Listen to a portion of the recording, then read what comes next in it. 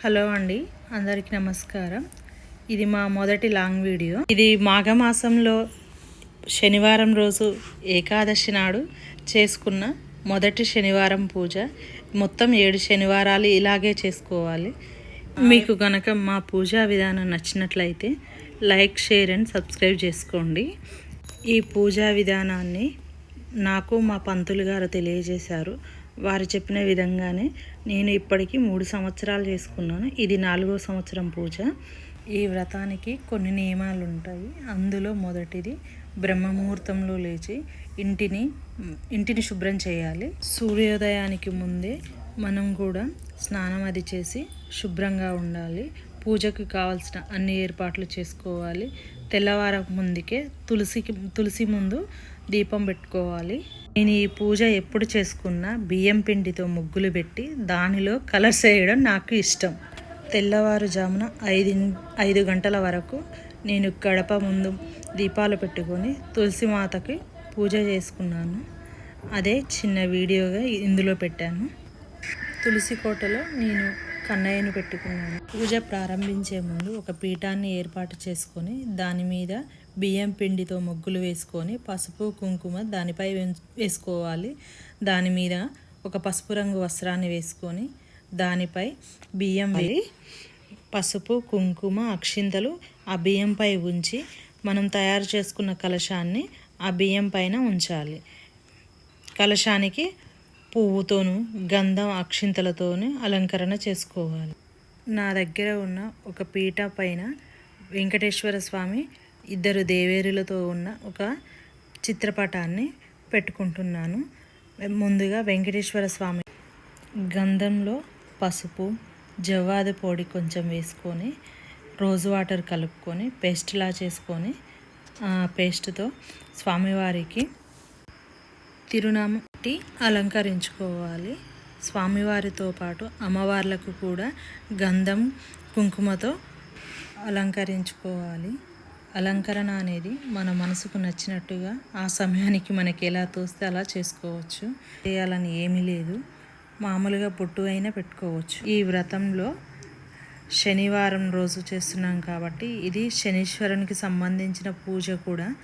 ఎవరికైనా శని దోషాలు ఉంటే ఉదయం పూజలో నలుపు రంగు వస్త్రాలతో, సాయంత్రం పూజలో పసుపు రంగు వస్త్రాలతో పూజ ప్రారంభించవచ్చు. అలంకరించుకున్న చిత్రపటాన్ని పూజాపీఠంపై ఏర్పాటు చేసుకొని తులసిమాలతో అలంకరించుకొని మనకు వీలున్న ఎలాంటి పూలమాలలతో అయినా అలంకరించుకోవచ్చు.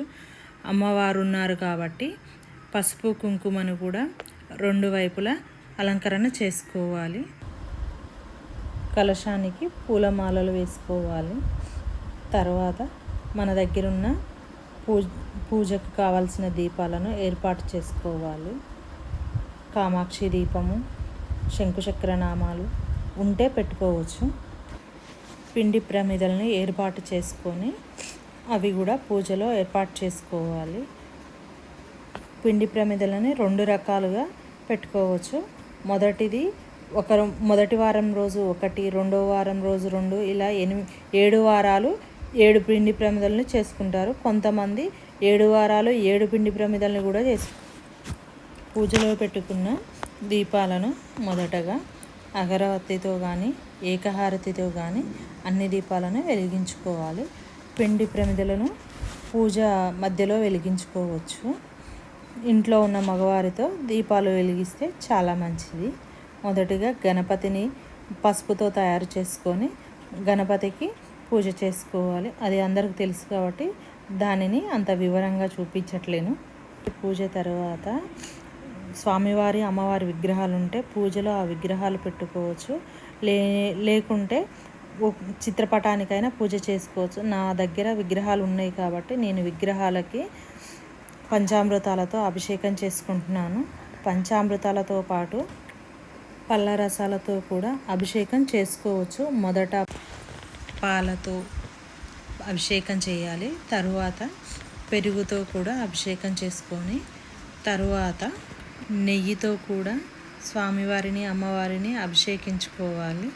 నెయ్యి తర్వాత తేనెతో కూడా స్వామి అమ్మవార్లకి అభిషేకం చేయాలి. తరువాత చక్కెరతో కూడా అభిషేకం చేసి కొబ్బరి నీళ్ళతో కూడా అభిషేకం చేసుకుంటున్నాను. మీకు ఎలాంటి పళ్ళ రసాలు అందుబాటులో ఉన్న వాటితో కూడా స్వామి అమ్మవార్లకు అభిషేకం చేసుకోవచ్చు. తులసి దళం వేసిన నీళ్ళతో కూడా అభిషేకం చేసుకొని తర్వాత ఈ అభిషేకం వాటర్ని మొత్తం మనం తీర్థంలా తీసుకోవచ్చు, లేదా మొక్కలకైనా పోయవచ్చు. స్వామి అమ్మవార్లని శుభ్రమైన వాటర్లో వేసుకొని నీట్గా తుడుచుకొని మంచిగా అలంకరణ చేసుకొని పీఠం పైన ఏర్పాటు చేసుకోవాలి. తులసి మాలను స్వామి అమ్మవార్లకు సమర్పించాలి. మన దగ్గర ఉన్న ఎలాంటి పూలతోనైనా అలంకరించుకోవచ్చు. నా దగ్గర తెల్లటి పూలమాల, కనకాంబరాల మాల ఉన్నాయి. వాటితో స్వామి అమ్మవార్లని అలంకరించుకుంటున్నాను. తర్వాత తెల్లటి కలువ పువ్వు నాకు దొరికింది. దానితో కూడా స్వామివార్లని అలంకరించుకున్నాను.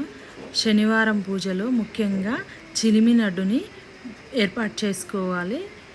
అది కూడా స్వామివారి పక్కనే ఉంచుకొని మిగతా బియ్యపిండి ప్రమిదలను కూడా ఏర్పాటు చేసుకుంటున్నాను.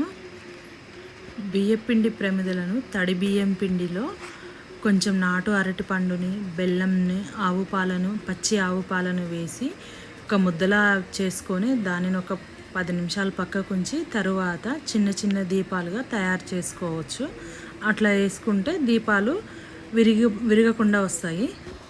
పిండి దీపాలను ఏకహారతితో కానీ అగరవత్తితో కానీ వెలిగించుకోవాలి. దీపాలకి అక్షింతలు, పూలు సమర్పించి దీపాలకు నమస్కారం చేసుకోవాలి.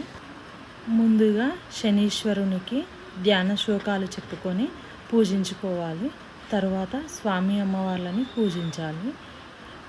19 సార్లు స్వామివారి నామాన్ని జపించిన తర్వాత స్వామివారికి నైవేద్యం పెట్టి తర్వాత అమ్మవారిని, స్వామివారిని షోడశోపచారాలతో పూజ చేసుకోవాలి.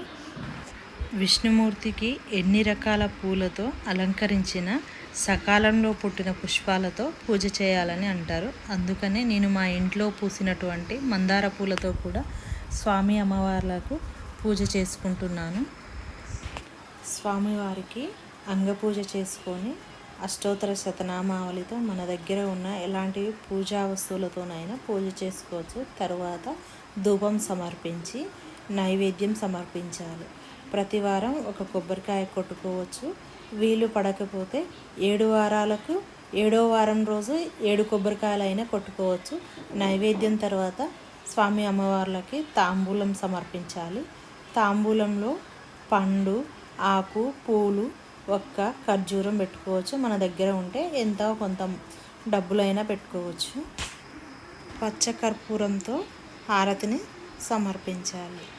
హారతి అయిన తరువాత స్వామి అమ్మవార్ల విగ్రహాలని కొంచెంగా కదిపి కలశాన్ని కూడా కదపాలి. దీన్ని ఉద్యాపనం అని కూడా అంటారు. స్వామివారి వ్రతకథలు చెప్పుకోవాలి. 5 వ్రతకథలు ఉంటాయి. 5 వ్రతకథలకు కూడా 5 సార్లు హారతిని ఇచ్చి అక్షింతలు, పూలు సమర్పించి పంచహారతిని స్వామివారికి సమర్పించాలి.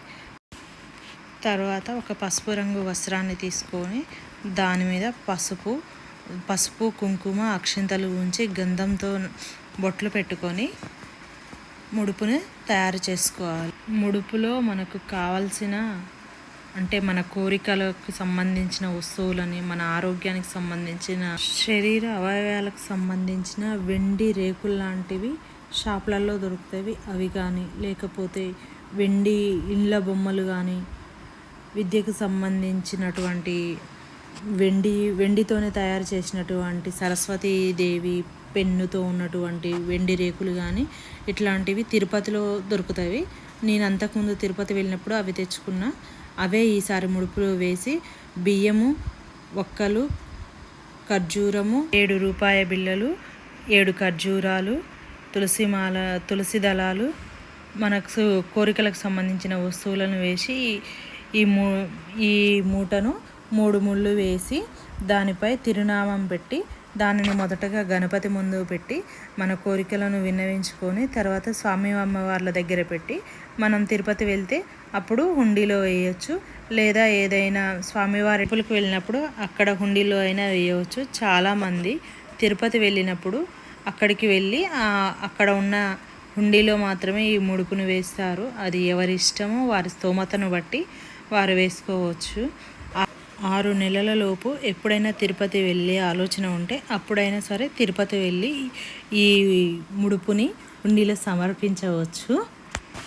సాయంత్రం కూడా ఇలాగే షోడశోపచారాలతో పూజ చేసి వ్రతకథను చెప్పుకొని ఎవరినైనా ఒకరిని అతిథిని ఆహ్వానించి వారికి భోజనం పెట్టి తర్వాత వారి ఆశీర్వాదం తీసుకొని వారికి తాంబూలం సమర్పించి ఉపవాసం విడవాలి.